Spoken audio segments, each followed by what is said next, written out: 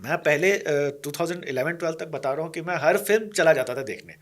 Max ticket जो है वो 100 रुपये या 70 रुपये में आपको मिल जाता था, और थोड़ा पॉपकॉर्न जोड़ लो तो आप 120 में आप फिल्म देख करके पॉपकॉर्न खरीद के आ सकते थे। अभी अगर मैं अपनी फैमिली के साथ मूवी देखने जाऊं तो 250-250 रुपये के 4 टिकट पहले लूं, 1000 रुपये वहां चले गए। 250 भी नहीं, धुरंधर वॉज 370। 370 एग्जैक्टली, उससे ज्यादा भी है। हाँ। उसके बाद अगर आपने गलती से कुछ खा पी लिया तो मतलब आपके एक शाम में 3-4 हजार चले जाते हैं। उसके बाद पार्किंग, ट्रैफिक में फंसना, ये सारी चीजें। तो सिनेमा का जो एक्सपीरियंस जो था वो काफी बदल गया और महंगा हो गया। It has become a luxury. तो वो रीजन है कि जो आप बोल रहे हो ना कि होम बाउंड को आप नहीं देखने जाओगे। मैं चला जाता, अगर ये फिल्म 10 साल पहले आती तो मैं जरूर जाता, लेकिन अब मैं नहीं जाऊंगा क्योंकि महंगाई इतनी ज्यादा कर दी है और इसके तरफ किसी का नहीं ध्यान जाता। बहुत सारे film makers, even Tigmanshu Dhulia या अनुभव सिन्हा, ये बात बोलते हैं कि आपने सिनेमा को इतना महंगा कर दिया कि इट इज लाइक कि आप किसी 5 स्टार होटल में जा रहे हो। पीवीआर का जो एक्सपीरियंस ही है पूरा, वो इतना महंगा है कि एक आम आदमी, कॉमन मैन कैसे उसको जाके, लोग इसलिए लोग इसलिए ओटीटी की कन्वीनियंस ढूंढ रहे हैं कि होम बाउंड हम ओटीटी पे देख लेंगे, बट धुरंधर थोड़ी सी बिग सिनेमा वाली मूवी है तो हम वो जाके मल्टीप्लेक्स पे देख आते हैं। वो हर बार नहीं होता, हर फिल्म के साथ नहीं हो रहा कि हर फिल्म के साथ ऑडियंस चली जा रही है देखने। कुछ सेलेक्टेड, जैसे धुरंधर का जब ट्रेलर आया था तो मेरे को नहीं था कि मैं जाऊंगा, मुझे वैसे बहुत ज्यादा एक्शन फिल्में पसंद नहीं है, मैं नहीं था, लेकिन फिर मैं चला गया, थोड़ा रिव्यू पढ़ा और फिर मैं इसलिए चला गया। अदरवाइज आप कहो कि मैं टाइगर जिंदा है या वो देख, तो मैं नहीं गया, कभी भी नहीं देखने गया। बहुत ही सिलेक्टेड फिल्म्स होती है जो थोड़ी डिबेटेबल है, उसके लिए क्यूरियोसिटी बढ़ जाती है, तभी मैं जाता हूँ, अदरवाइज मैं नहीं जाता। लाल सिंह चड्ढा में चला गया। लाल सिंह चड्ढा मैंने हॉल में देखी। हाँ, हालांकि मुझे वो फिल्म ठीक ही लगी थी, इतनी भी बुरी नहीं थी। पठान से तो ज्यादा ही मुझे लाल सिंह चड्ढा समझ आई थी। तो बट वो है, हाँ, तो ये है कि सिनेमा जो एक्सपीरियंस है ना, वो महंगाई इतनी हो गई कि ये सारी फिल्में और नहीं चल पा रही है। मैंने इस 2025 में मैंने सबसे महंगा जो टिकट खरीदा था वो 1760 रुपए का था। 1761 just the ticket, no food. कौन सी फिल्म थी वो? It was a Hollywood film. और इंडिया में खरीदा था टिकट? जी, इंडिया में खरीदा था, तभी तो मैं बोल रही हूँ। इतना महंगा? जी, 1760 रुपए की मैंने टिकट खरीदी, रिक्लाइनर थी, और one of the more expensive PVR, लेकिन देखनी जरूरी थी क्योंकि मुझे रिव्यू करना था। तो आपको रिइंबर्समेंट मिला कंपनी से? ये आपने सवाल जो पूछा, आई वांट टू नो कि फिल्म कौन सी थी। I think it was Freakier Friday, okay, if I'm not mistaken, and it was, I think, Ambience, the PV director's cut, one of those जिसमें से 25 या 30।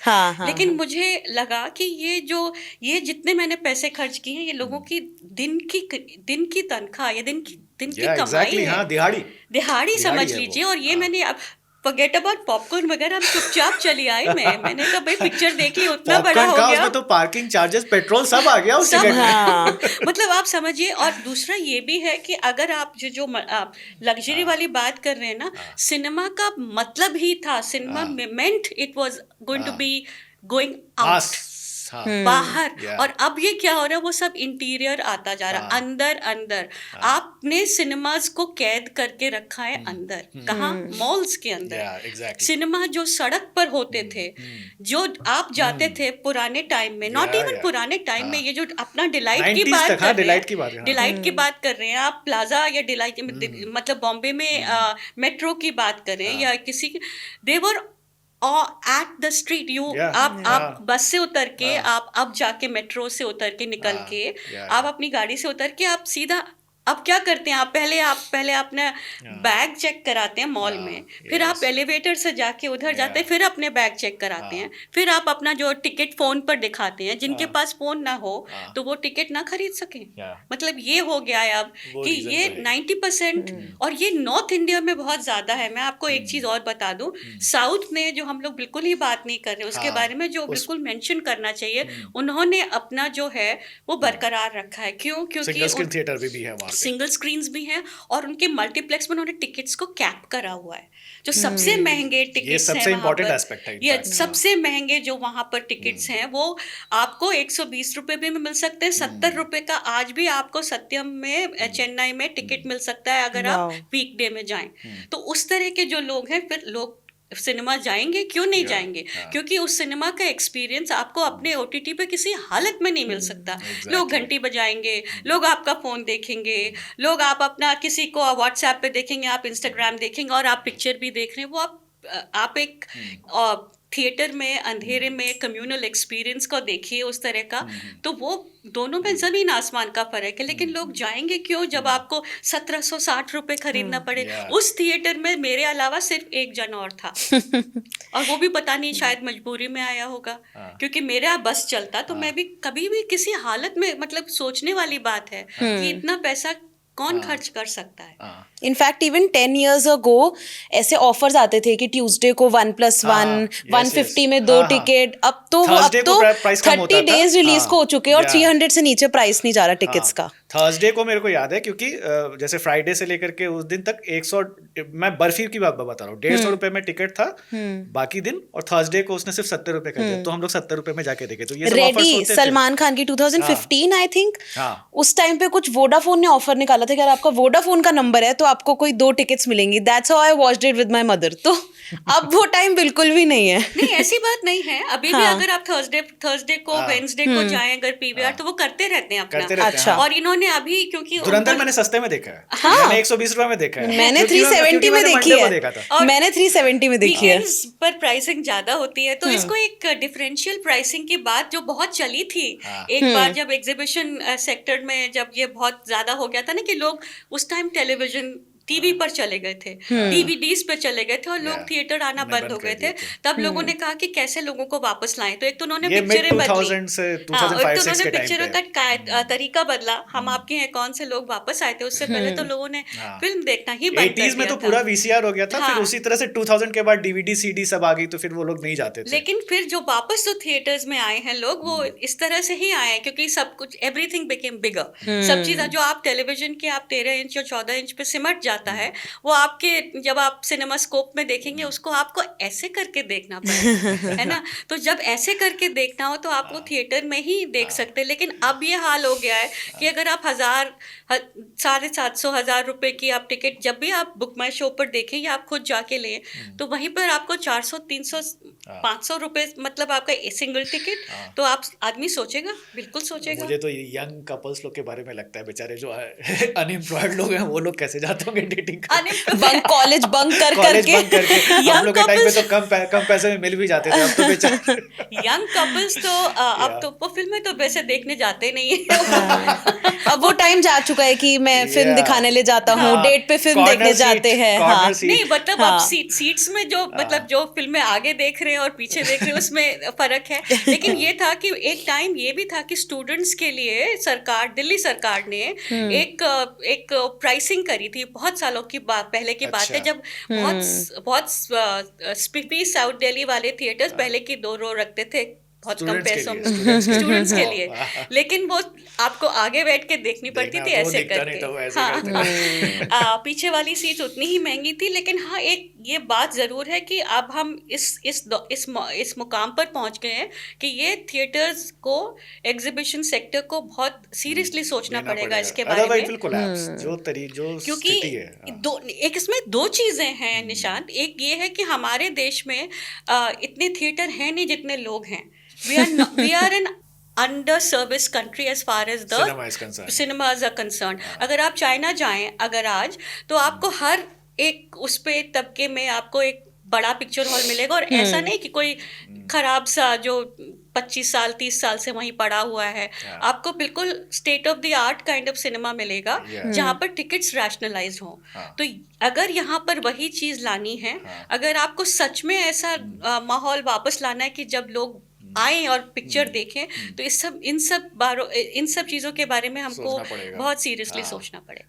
बट एक और जो एस्पेक्ट जो है वो है कि पोस्ट कोविड भी सिनेमा, बॉलीवुड ने बहुत ज़्यादा सफ़र किया अदर इंडस्ट्री के मुकाबले। अगर आप देखो तो कोविड के बाद से ह्यूमन बिहेवियर चेंज हो गया। लोग घर पे बैठ करके OTT जब से आया, हालांकि 2020 से पहले फिर भी लोग ऑडियंस थिएटर में जाती थी, बट कोविड के बाद से चीज़ें और बदल गई।